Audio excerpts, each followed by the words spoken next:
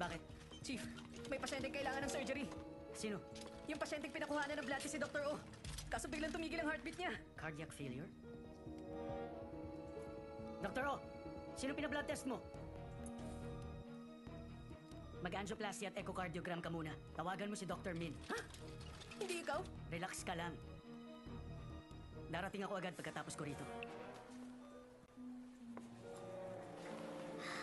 Oo, narinig ko.